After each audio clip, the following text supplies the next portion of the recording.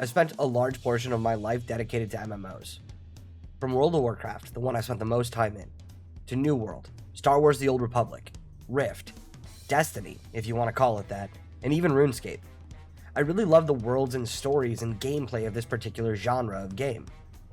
It wasn't always sunshine and roses in this genre, and there are many tough parts of these games to wrap your head around when you first start playing.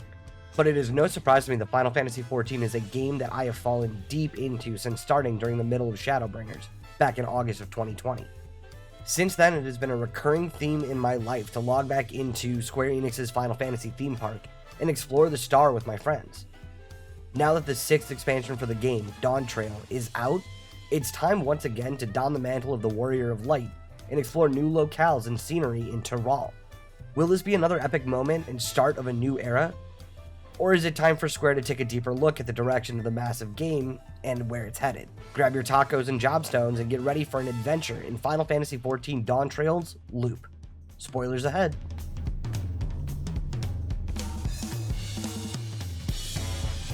For veterans of Final Fantasy XIV, the gameplay of Dawntrail is what we've come to expect from Creative Studio 3.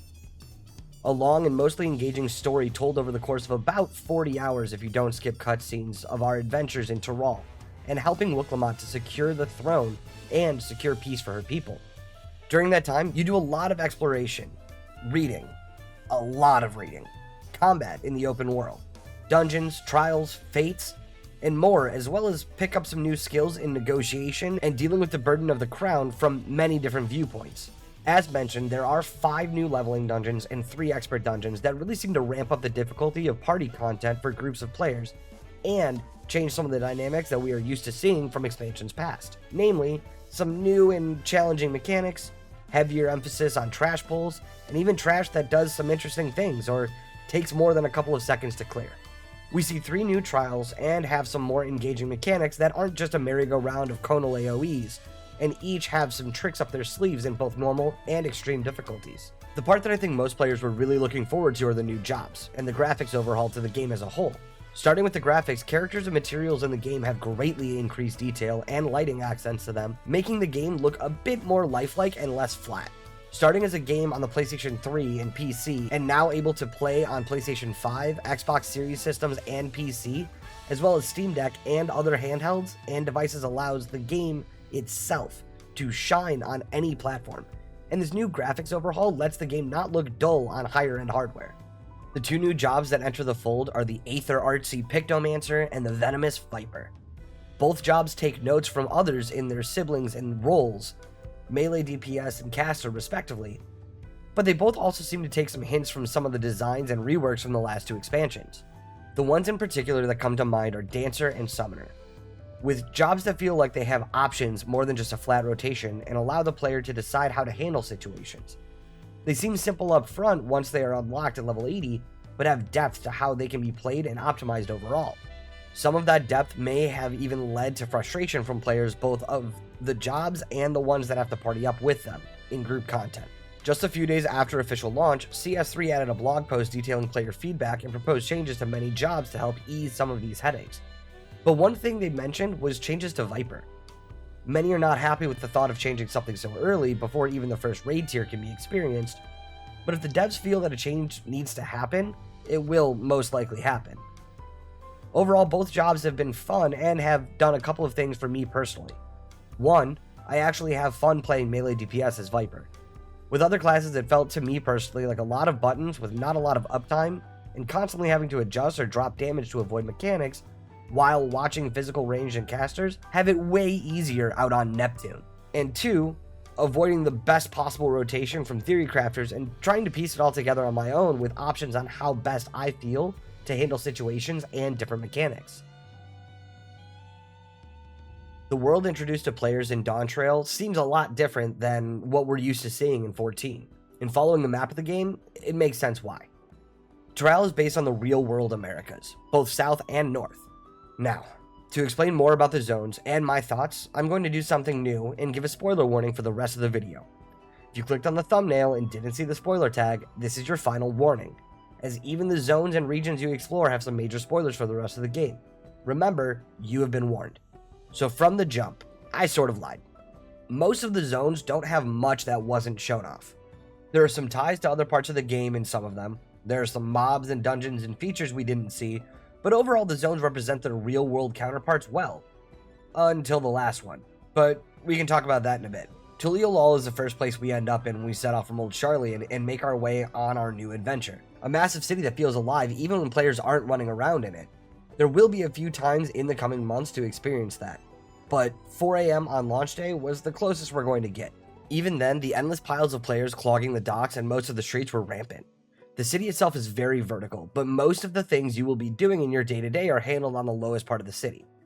Gear, crafting, the market boards, and the inn are all down there on this level, though spread out with enough distance that some of the Ethernet nodes don't ever quite feel close enough.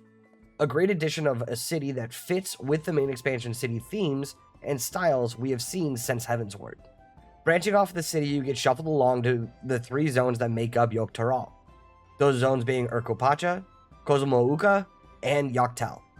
I'm really trying to pronounce these right, so my apologies if I messed up.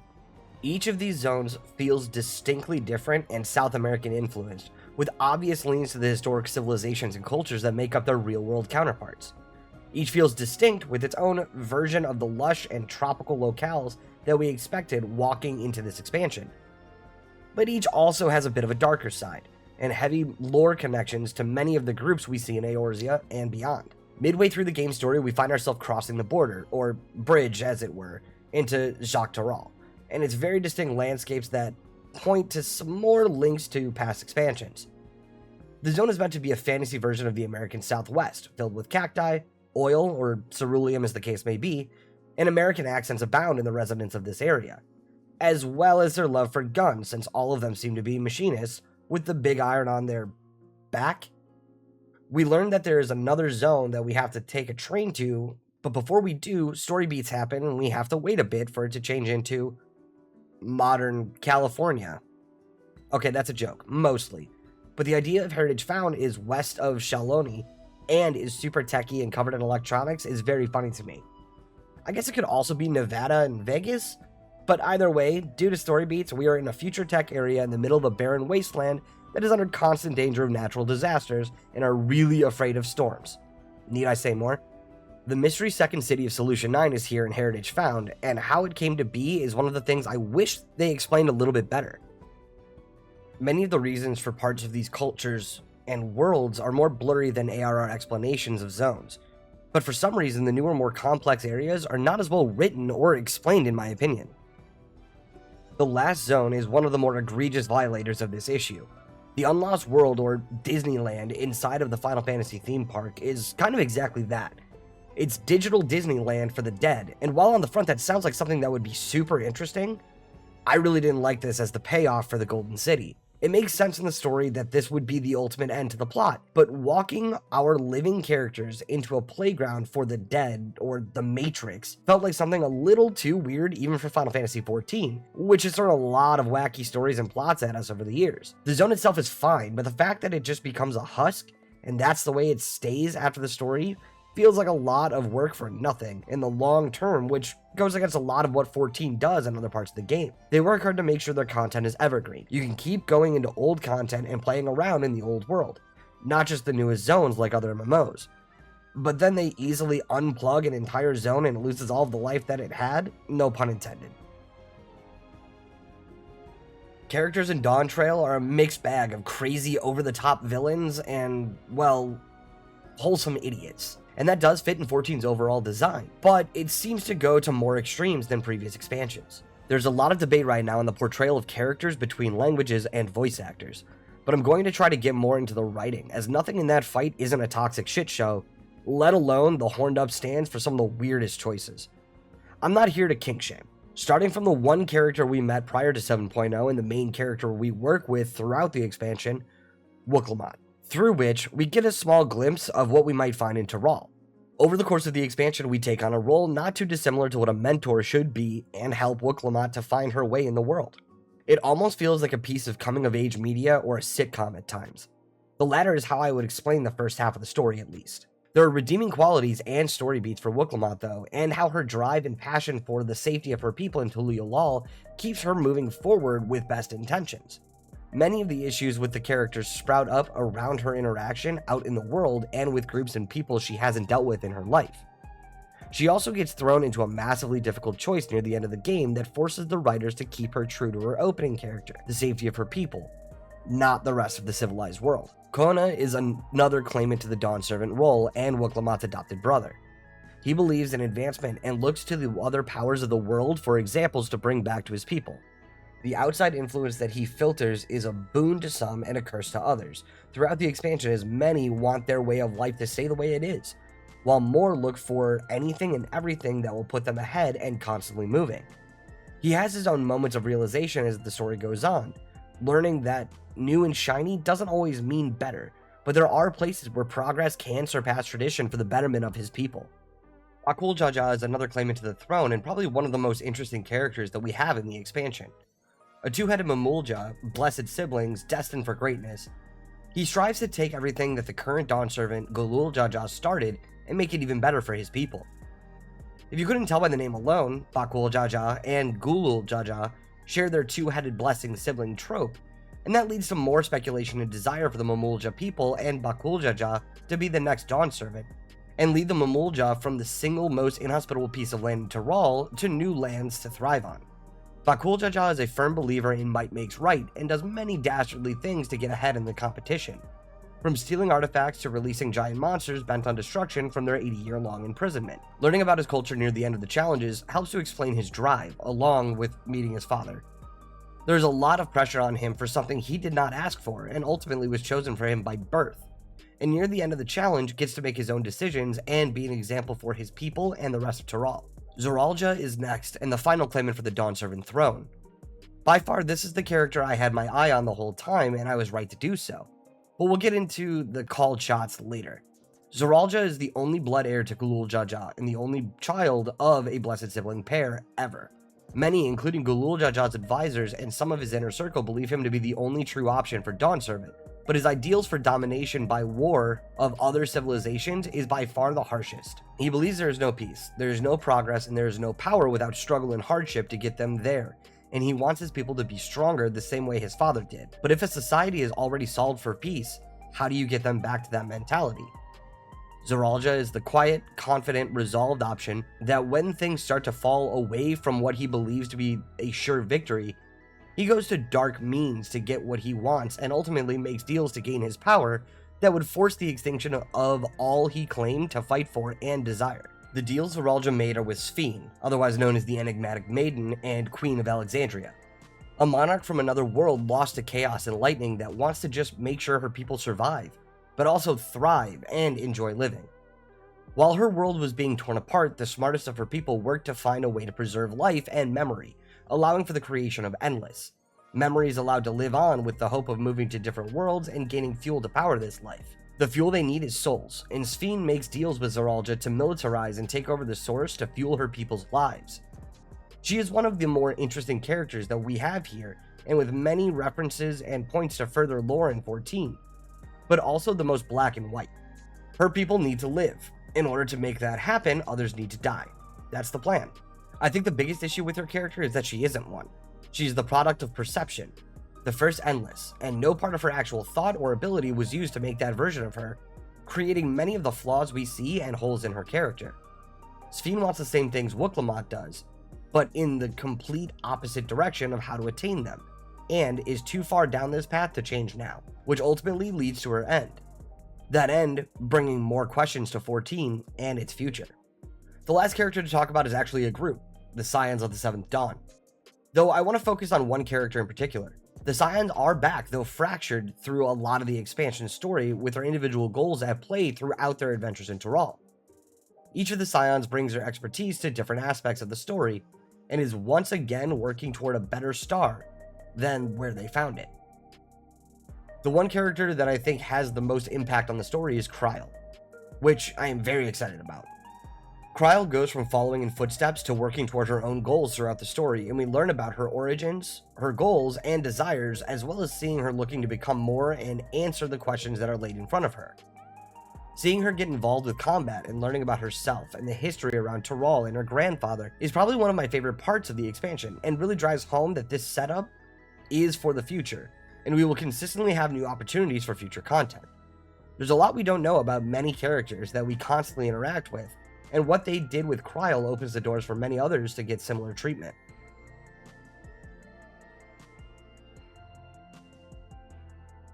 Story is one of the most important parts of Final Fantasy XIV, and the story we get here does one thing really well. That's up for the future. I will go as far as to say it was not my favorite story, but it was a reprieve from many of the previous expansions. I believe that was the goal with this expansion. The end of an era in Endwalker and the start of something new in Dawntrail. But the story did suffer because of it and the lines that it chooses. Starting out, we get on a boat with Wuk-Lamat and Erenville and set off for their homeland, Tural, to explore and help Wuk-Lamat to claim her throne in the name of peace. The trials of the Dawn Servant and learning about the societies that make up Tural allow us to get a better understanding of the continent where the characters we meet call home. We meet the current Dawn Servant, Golul Jaja, and get the festivities underway pretty quickly. Meeting and dealing with other claimants, going from town to town to learn about their peoples and cultures, that all come together for what makes Tural and Tural thrive. Each of these places we visit have a stop for us along the way to earn a trinket to use for marking the occasion. Getting these markers allows us to move forward, and the first to complete all the markers wins the throne. Not the best way to get a new ruler in office, but it made for a fun sightseeing trip. All of this culminates with the Golden City, the hidden artifact of Tural that must be found to truly win it all, and become the next Dawn Servant. We see different aspects and subtle changes in many of these characters, but none so much as where Bakul Jaja and Zoralja are placed at the beginning versus the end of these trials. Bakul Jaja is shown to be arrogant, power-hungry, and devious, where in reality, he has reason and a heart for his people, and Zoralja is the real villain in the whole game, even though he is the son of Golul Jaja and may be the most aligned with what his father wishes and what he went through to get to the throne in the first place. Much of this comes down to the meaning of titles and the pressure put on people for expectation. Zoralja is clearly influenced by outside forces for a lot of the demands and desires that he has, and less about what he actually wants. Taking his power to the Golden City's gates, making a deal with the being beyond the gate, and killing his advisor that brought him this far, all in a 2-minute swing, goes to show the lengths he's willing to go to due to the pressures put on him for a fate of birth. After all the trials end, we see Wuk-Lamat and Kona become the Dawn Servants together, as vows of resolve and reason respectively, and we all go exploring once more. But of course, this isn't really the end of the story. That's just the midpoint. We cross the border from Mexico City to Texas, Tural to Shalani, and this is where things start to fall apart for me. I wasn't a huge fan of the Old West, turn-of-the-century oil-drilling saloon town vibe of this area. Felt like we were playing Red Dead Redemption, but with bunny boys and elves. It wasn't the worst zone we've had in 14, but the fun of it faded pretty fast. Quickly after making our way through the zone and helping to fix the train to the next zone, all hell breaks loose, and the second part of the story starts with Heritage Found popping into existence and overriding an entire zone, and war coming to Tural's shores led by Zoralja. Moving to further parts of the story, we end up in Heritage Found and exploring what was once a land of Tural now wrecked with lightning and machines, and subsequently a 30-year time jump for some characters. This zone is another shard for which we have seen 3 now, and it merged in with Tural overriding itself and changing the lives of all who live there. This is one of the more interesting but also super weak parts of the story. Bringing this other shard over to our world, but only partially, saving the entire zone to just be part of the massive tower that takes up most of the zone, but it's in a different plane of reality, needing to step through the gate at all to get there when the tower is literally stuck here anyway. It all felt a bit forced and lacked explanation. The characters in the story that CS3 introduces here are really good, but there are many holes that should have been patched long before this hit retail. It really feels like the Matrix in a lot of ways, especially when we go through the gate to the last zone, Unlost World, and get smacked with dead people Disneyland, and starts off with what could be a cool zone and gets worse and worse as you're forced to shut parts down to stop Sphene from her source-ending plan to keep her people alive. They did a great job of preventing us from seeing what was behind the gate, but I feel the answers that they had hyped up were a letdown overall. You may have seen another video on my channel recently where I talked to another Final Fantasy XIV player, my good friend Jalius, about our predictions for Dawntrail and what is to come. During this video, we talked about a lot of wild out there theories that what we were hoping to see and hoping didn't happen. We have some answers, so I want to talk about some of those now. So, first off, I was wrong. Sphene isn't an Ascian. She is definitely from a more ancient civilization, and there are strings out there to other ancient civilizations on the source, but I was sadly wrong. Next, Solution 9 isn't the Golden City like we all thought, but the Unlost World is the Golden City, and it was gold for about 3 hours when we turned off all the lights and wiped out a civilization. They did answer some questions and open up the door for many others, and I think that this was the easiest shot to call. Of course they would. Zoralja was the traitor after all, and Bakul Jaja was fine by the end. There's some points for this I will take and some I'll lose.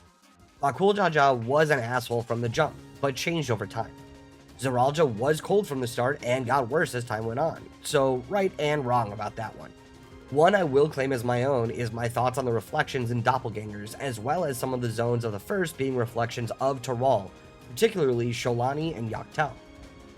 There are a lot of references to the peoples, the races, and even names of places in these areas that all equate to things we saw in the first. The train guys in Sholani and the trolley guys from the first, the Raktika Greatwood in the Jadtika Heartland, and the presence of the Hrothgar in both, the alternate Geralt working for Kafkiwa in Solution 9. The reflections and shards are going to be playing bigger roles, and we will see further info about how the parallels work in future expansions, mark my words. Speaking of future expansions, with many revelations about the Lalafell and Kryle's choice of Pictomancer, I believe my theory about classes still holds true. Viper was the one for this expansion, and Pictomancer is hinting towards the future. I'm excited to see what options come and story beats hit next, and we'll be making another video like this before the next expansion most likely. You may have seen many other videos talking about the issues with this game, and, some of them might be right. If you follow my other reviews, you probably know that issues is what we're talking about now. I have a lot of issues with the expansion, but before I get into them, I will say that making an MMO expansion that has to cram in all of the things that people like about the game up to this point is more than challenging. It's Herculean. Blizzard has had their share of less well-received expansions. Whether or not they have learned from them is a different story.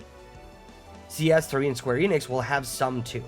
It's bound to happen, and what happens in the next one and in future content patches will show either what their intentions are or what is next for them and how they have learned from feedback from the player's perspective.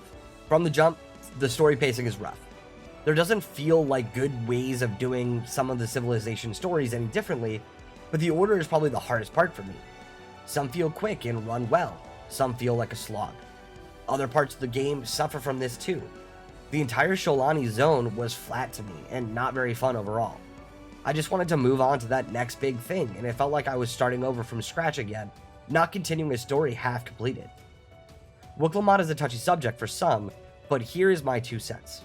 She was too childish for what her goals were laid out to be, and the bits about her childish nature and actions felt like they were rejected sitcom plots and not Final Fantasy XIV story beats.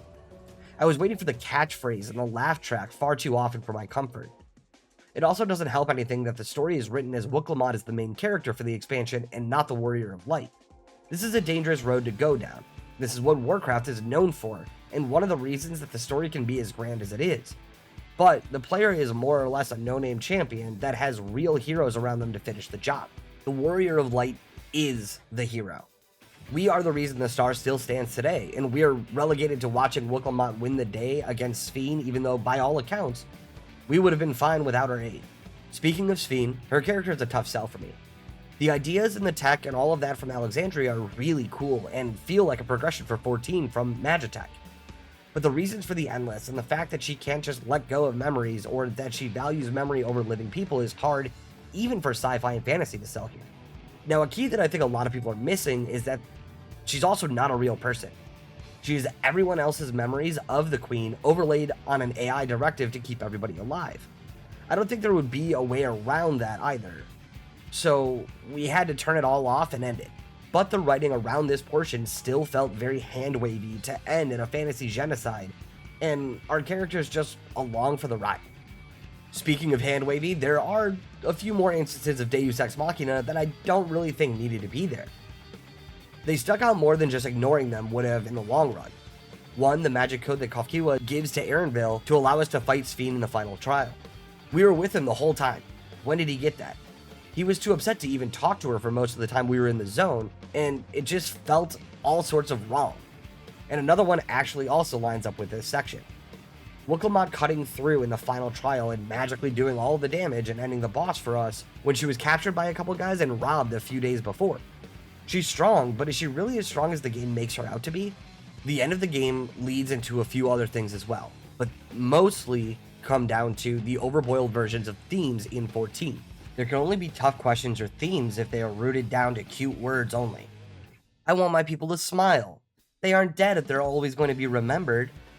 They don't ever give better ways of talking about these unless they go into dramatic detail, like these lines are simply a trauma response and not actual themes or answers that the characters, and therefore the players, are meant to learn from. My last gripe is with the gameplay of dungeons. I am all for increased difficulty of content in this game, but I don't think trash bowls are where it needed to be done. It doesn't add much to the content besides padded time. Each dungeon now is a mob that is just a damage sponge and stays up for far too long in pretty much every pull. The boss difficulty and changes I enjoy for the most part. The first boss of Strayburrow Deadwalk is by far my least favorite, but all in, this was not a change that needed to happen for these pieces of content. After all of my streams and gameplay, Dawntrail is a perfectly fine expansion. But it's just that, perfectly fine. It's not the masterpiece that was Shadowbringers. It isn't up to par with Endwalker, and doesn't have the heartbreaking points of Heavensward. But what it does have is the foundations for the future. It didn't explore too much, though it rushed through some parts that could have used a bit more explanation.